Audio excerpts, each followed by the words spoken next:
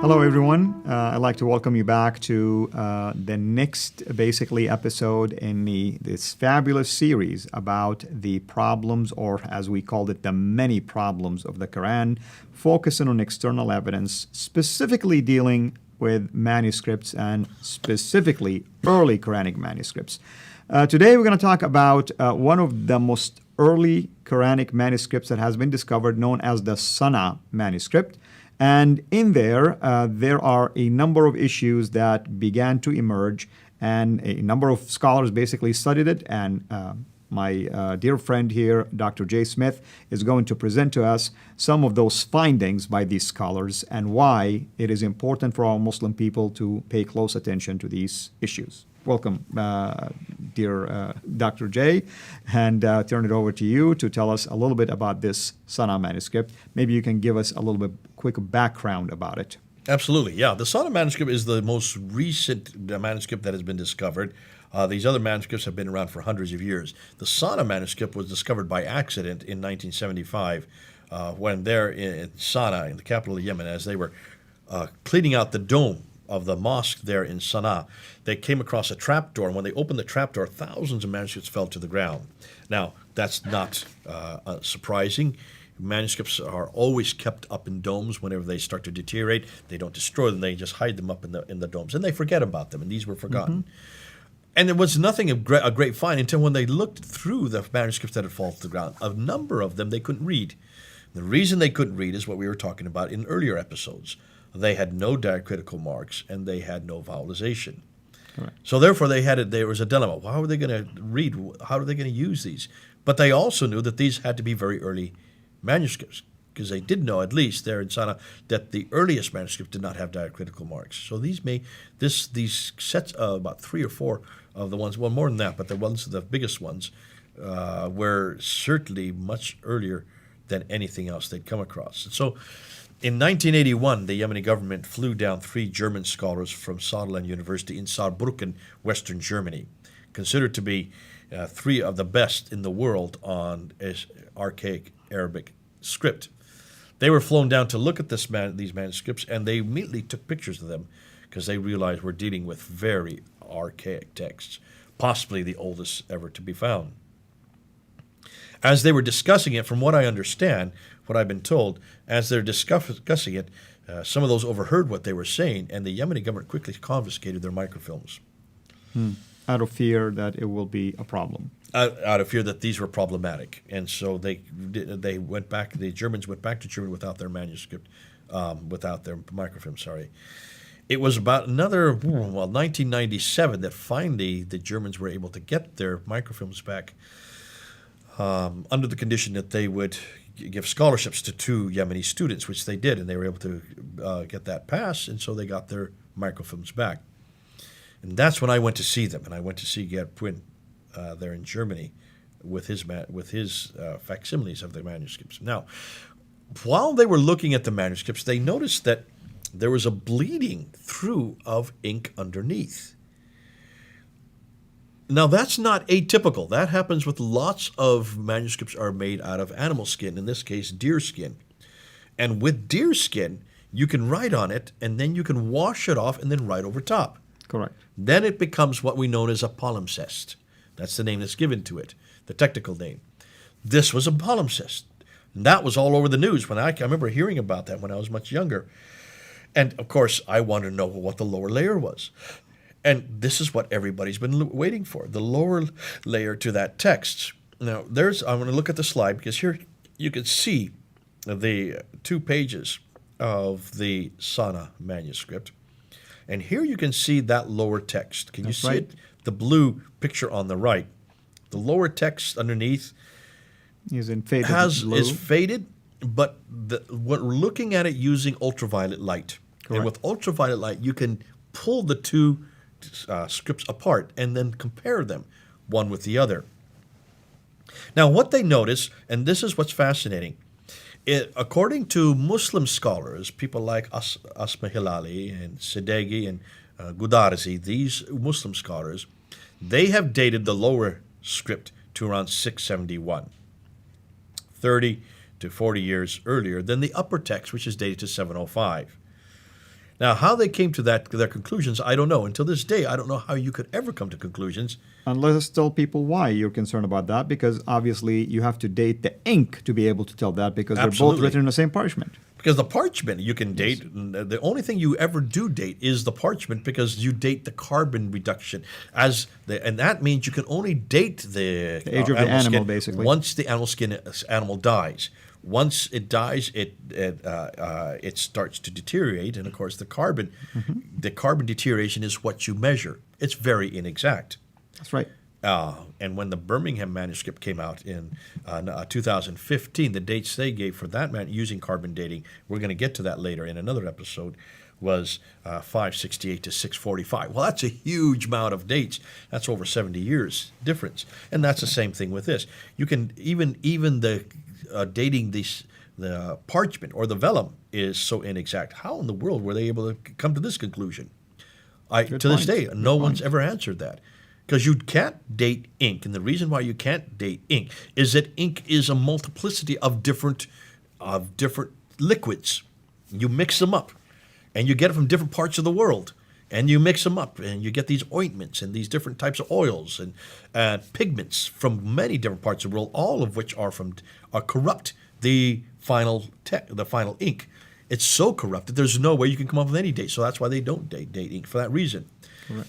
Now, because of that, it was fascinating to see what Asma Hilali did.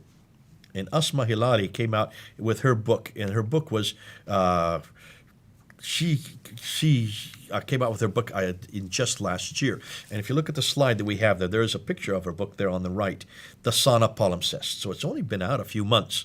That's right. I just got it myself. It's been published just recently. It was published, I think, in August of 2017. I got it about 3 or 4 months ago, and I read it through, and immediately I saw that there were problems. Asma Hilali is a Muslim, and so in some ways she was constricted by the need to make sure that she didn't go outside of the classical narrative. But from Asma Hilali's book, The Sanaa Palimpsest, she says this: Dr. Gerd Puyn and Dr. Elizabeth Puyn, both husband and wife, who've done probably the most work on this palimpsest, along with Sadeghi and Godarzi, they all of them considered that the palimpsest is part of a complete Quran codex that is a vestige of a non-canonical reading. Now, unpack that means we've now got here a text. The undertext we cannot find any parallels to it. Correct. It is really unique. It is one of a kind.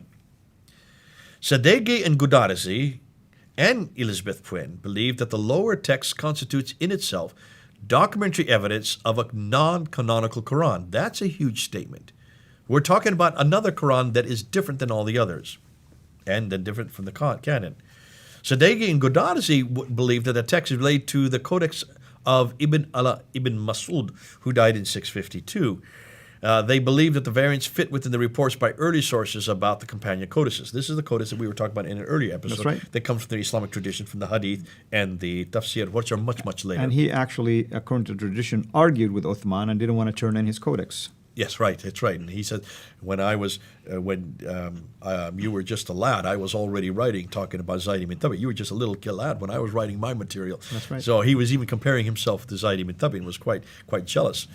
Then you have, so that's Sadeghi and Godarzi, that they say it's very similar to Ibn Mas'ud. Dr. Elizabeth Puyn disagrees with them.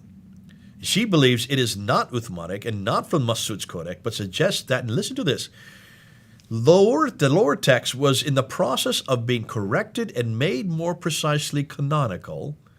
She considers the two layers as stages in a process of canonization. It's a redaction process, basically. There you go. Basically what she's saying is you have one text that is being created and then raced off, and a new text is being put over time. You can see an evolution in the text within that one palimpsest. And I would tend to agree based on what I'm seeing so far, but obviously we still need to do more studies on that.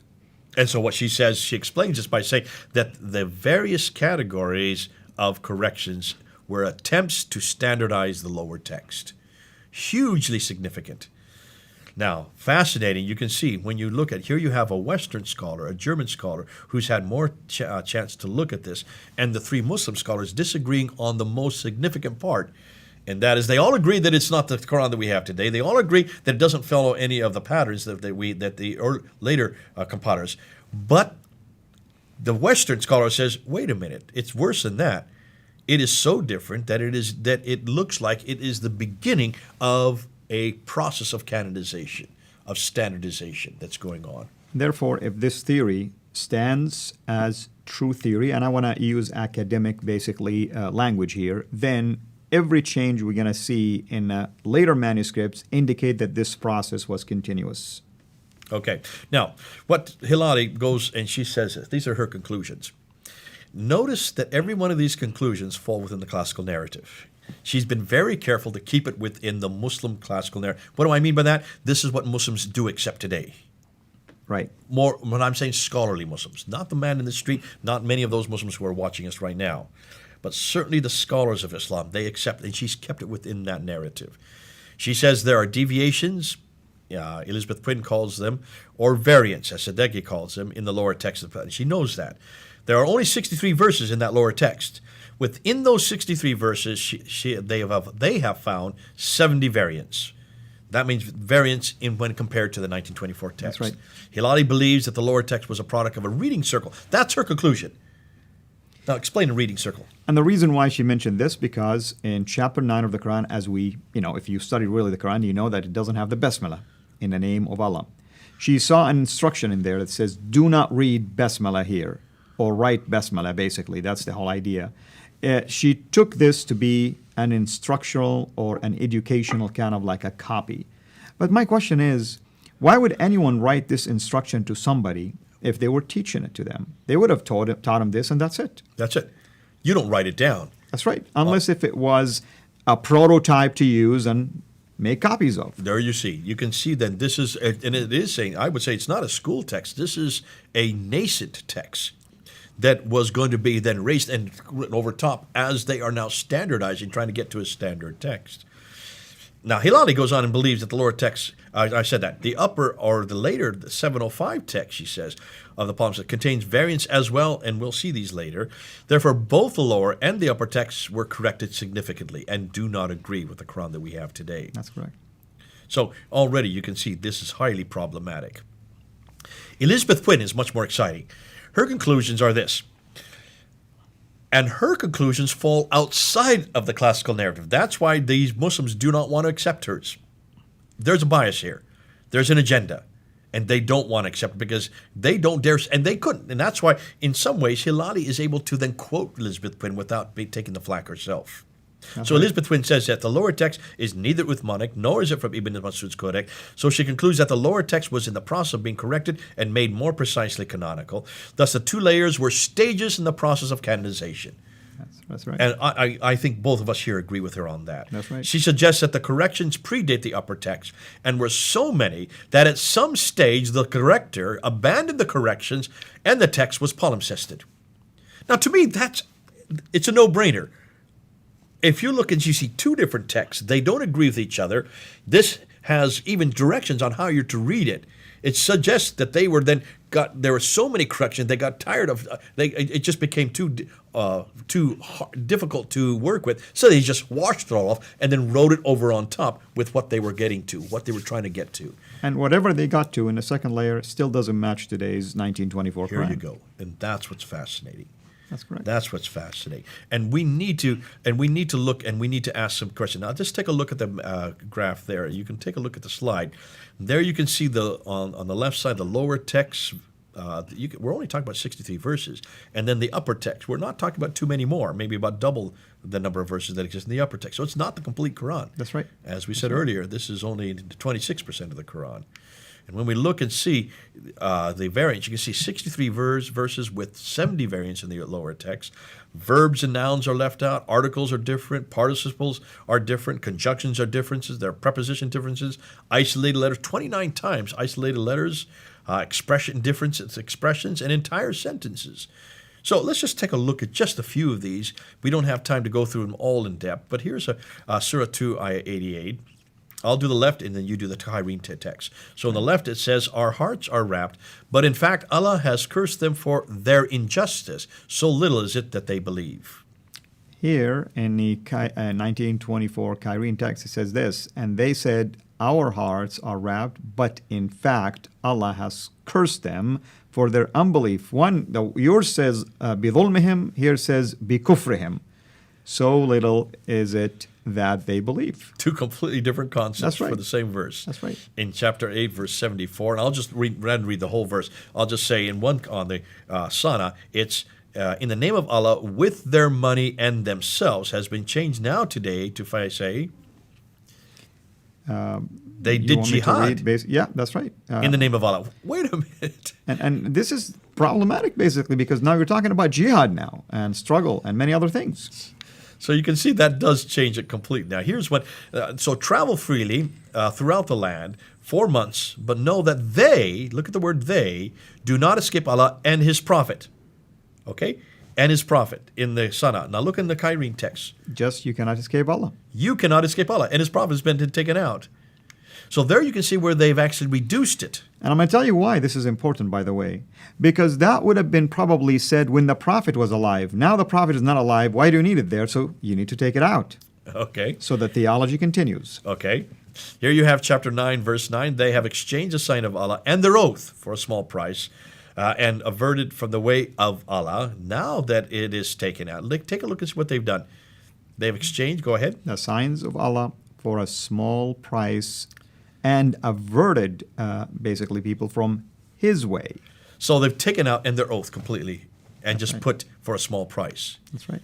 9:13, and why don't you fight a people who broke their oaths, and they were the first to start the aggression, and they intended to drive out the Prophet. Now take a look at how they have changed it and flipped it around for the 1924 Quaranic text. Will you not fight a people who broke their oath and they intended to drive out the Prophet, and they were the first to start aggression? There you go. Complete change around. And one is, why don't you? And the other one is, will you not? That's right. Completely, it's even more of a question.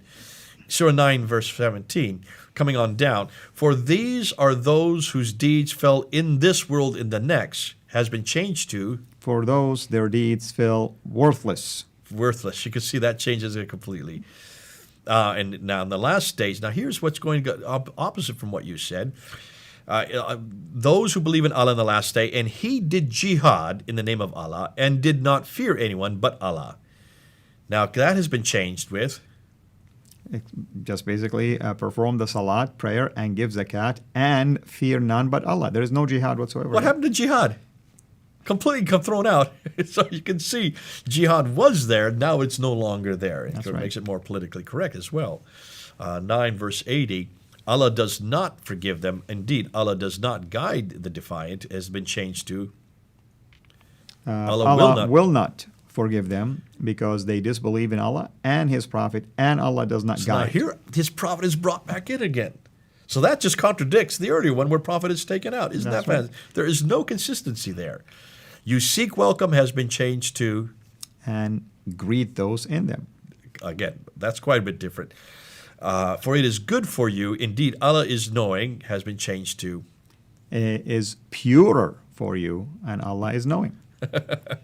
Now, here, and that's the lower text. Now, when you look at the upper text, you can see, and you can go in this in your own time, look and see even in the upper text, they are changed. There we have the upper text on the left, and then the Quaranic 1924 on the right. So this is happening over and over and over again.